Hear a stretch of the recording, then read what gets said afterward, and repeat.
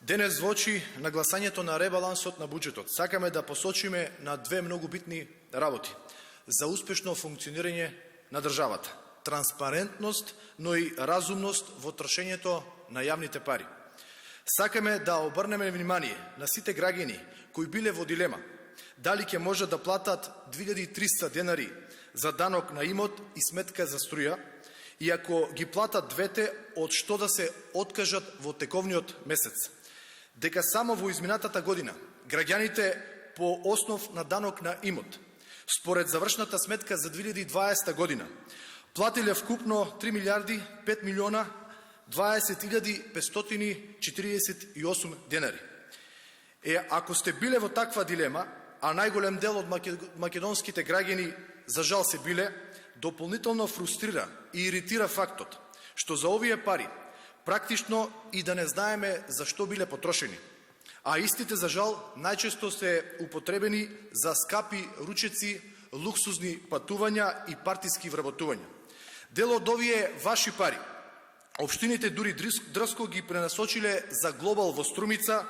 додека покривите на училиштата во многу општини се уште се со азбестни кровови, и во други општини кои го направија тоа се уште нема квалитетна вода за пиење, а пак многу други граѓани газат кал затоа што се уште немат асфалтирани улици до нивните домови. Од овие причини најавуваме дека ВМРО-ДПМН преку новата мерка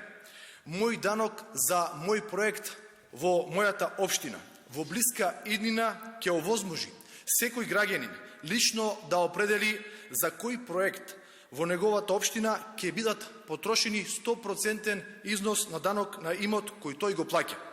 Општината заради новиот модел ќе биде обврзана да понуди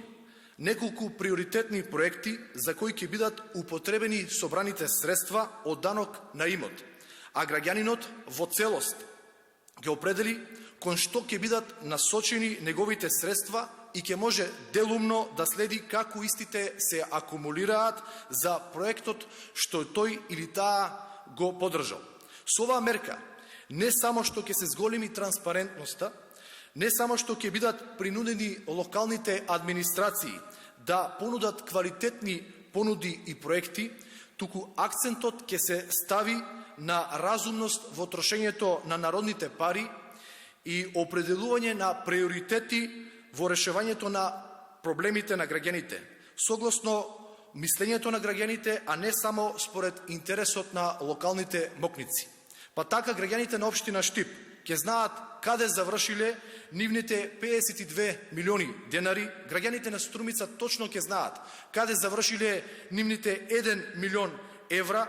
но исто така ќе знаат и граѓаните на Куманово, граѓаните на Новаци каде завршиле нивните пари.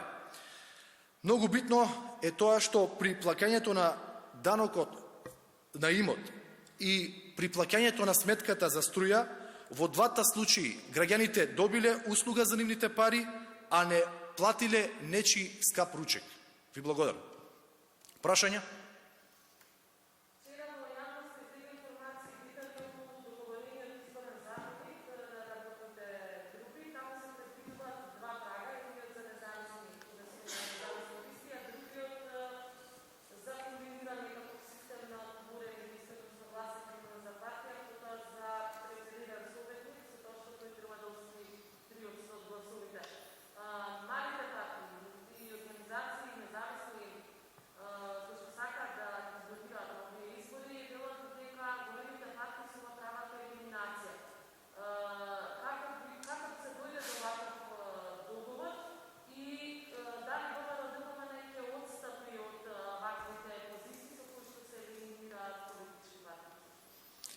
Целта на ВМРО-ДПМН е да се почитуваат препораките на ОПСЕ и ОДИХР